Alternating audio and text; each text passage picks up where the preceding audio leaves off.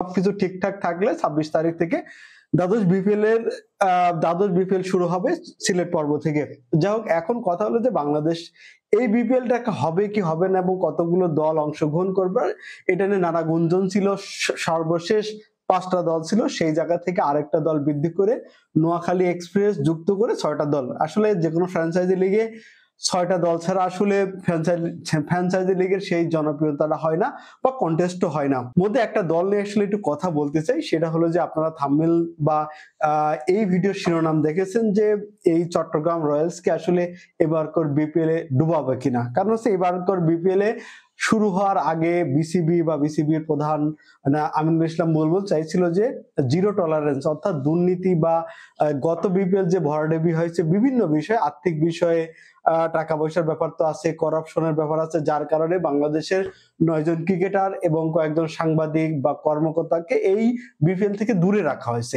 এটার বাইরে এর কারণে যে এবারকার বিপিএলটা যেন সুষ্ঠু হয় এবং সুন্দর হয় এবং দুর্নীতি দমন কমিশনের লোককে যুক্ত করা হয়েছে। কিন্তু আমার কাছে যে বিষয়গুলো মনে হয় সেটা হলো যে চট্টগ্রাম রয়্যালস শেষ পর্যন্ত বিপিএল কে ডোবাবে এবং ডোবানোর মতো কিছু কর্মকাণ্ড সামনে এসেছে এবং সেটা নিয়ে একটু আলোচনা করতে চাই। প্রথম কথা হলো যে এবার বিপিএল এ যখন নিলাম হলো বা নিলামের আগে শেখ মেহেদী হাসান, আমাদের যে স্পিনার শেখ মেহেদী হাসান, কিন্তু যখনই দল ঘোষণা হয় বা স্কোয়াড ঘোষণা হয় তখন কিন্তু শেখ মেহেদী হাসান একটা ফেসবুকের স্ট্যাটাস দিয়েছিল যে আমি হয়তো ভুল করলাম। কেন ভুল করলাম সেটার ব্যাখ্যা হয়তো শেখ মেহেদী দেয়নি এবং শেষ পর্যন্ত সেই স্ট্যাটাসটা খুঁজে পাওয়া যায়নি। হয়তো সে ডিলিট করে দিয়েছে অথবা সে অনলিমি করে দিয়েছে। এটা দেখেই মনে হয় যে হয়তো এই চট্টগ্রামে যে ম্যানেজমেন্ট আছে বা যে ওনার আছে তাদের প্রতি খুব একটা সে খুশি না, যে কারণেই শেখ মেহেদী হাসান এই স্ট্যাটাসটা দিয়েছিল। যাক, শেখ মেহেদী হাসানের সেটা যাওয়ার পরে নিলাম হলো, নিলামের ব্যাপারটা একটু পরে আসছে। তারপরে গতকাল যে ব্যাপারটা হয়েছে সেটা বা আজকে সকালে আমরা যে জিনিসটা দেখলাম, যে গতকাল রাত্রেই খবরটা পেয়েছিলাম, সেটা হলো যে এই যে বাংলাদেশের যে কিংবদন্তি ক্রিকেটার বা বাংলাদেশের লিজেন্ডারি ক্রিকেটার হাবিবুল বাশার সুমন বা সাবেক অধিনায়ক হাবিবুল বাশার সুমন এই দলের ম্যানেজার প্লাস মেন্টর হিসেবে দায়িত্ব পালন করবে এবং সেটা আমরা জানি এবং এই গতকাল পর্যন্ত আমরা সেটা জানিয়ে আসছিলাম। কিন্তু গতকাল রাত্রে আমরা নিউজ পেলাম যে উনি এখন বর্তমানে মার্কিন যুক্তরাষ্ট্র আছে এবং সেখান থেকে তিনি জানিয়ে দিয়েছেন যে তিনি এই মেন্টর বা চট্টগ্রাম রয়্যালস থেকে নিজের নামকে প্রত্যাহার করেছে। একজন সাবেক অধিনায়ক, বাংলাদেশের নির্বাচক এবং বাংলাদেশের ক্রিকেট নির্বাচক এবং বাংলাদেশ ক্রিকেটের সাথে তিনি দীর্ঘ বছর ধরে আছে এজ এ ক্রিকেটার হিসেবে, এজ এ সিলেক্টর হিসেবে এবং বাংলাদেশের ক্রিকেট বোর্ডের সাথে তার সম্পৃক্ততা আছে। বিপিএল এর গভর্নিং বডিতেও একটা সময় ছিল। সেই হাবিবুল বাশার সুমন একজন পরীক্ষিত মানুষ, সেই মানুষটা যখন সরে গেল তখন আসলে এই চট্টগ্রাম রয়্যালসকে নিয়ে ধোঁয়াশা বা গুঞ্জনটা সত্যি হতে চলেছে এমনটা ধরে নেওয়া যায়। কারণ হচ্ছে যে হাবিবুল বাশার অবশ্যই খুব ভালোভাবে জানেন যে আসলে কি হতে যাচ্ছে।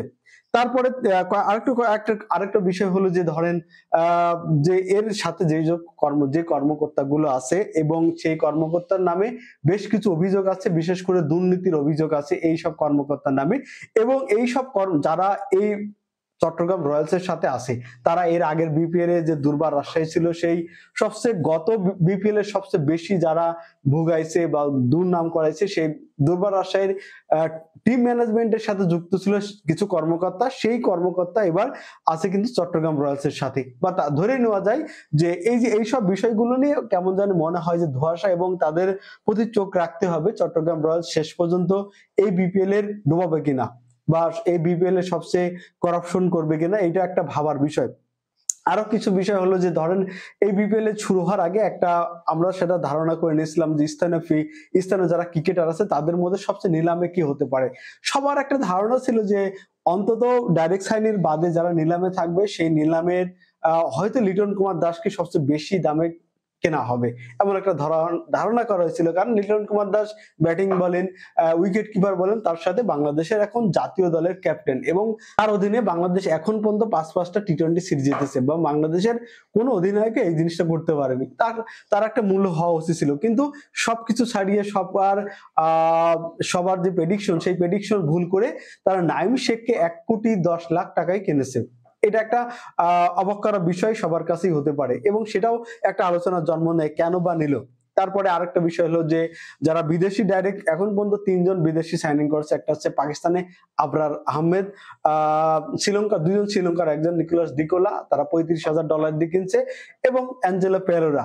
এখন অ্যাঞ্জেলো পেরেরার ব্যাপারটা দেখেন যে কয়েকদিন আগে পর্যন্ত জানতাম, কিন্তু আজকে একটা ফেসবুকের যতটুকু জানি সেটা হচ্ছে অ্যাঞ্জেলো পেরেরা ব্যক্তিগত কারণ বা ইনজুরির কারণে এই বিপিএল তিনি খেলতে চাচ্ছেন না, এমন একটা আভাস পাওয়া গেছে। এমনও হতে পারে যে বাংলাদেশ ক্রিকেট বোর্ড থেকে তাকে হয়তো না করে দেওয়া হয়েছে।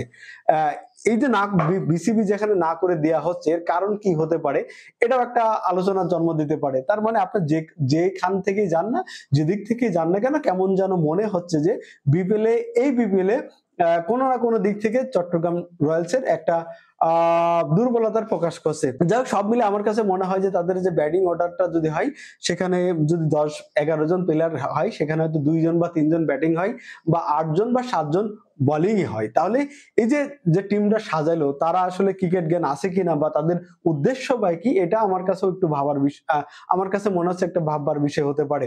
যাই হোক, বিপিএল এ সবকিছু ঠিকঠাক হোক এইটা আমরা বিশ্বাস করি, কিন্তু চট্টগ্রাম রয়্যালসের প্রতি সবার একটা দৃষ্টি রাখতে হবে, কারণ তাদের কর্মকাণ্ড প্রথম দিকে শুরু করে এখন পর্যন্ত সবকিছু কেন যেন বিতর্ক একটা বা রহস্যের গন্ধ থেকে যাচ্ছে।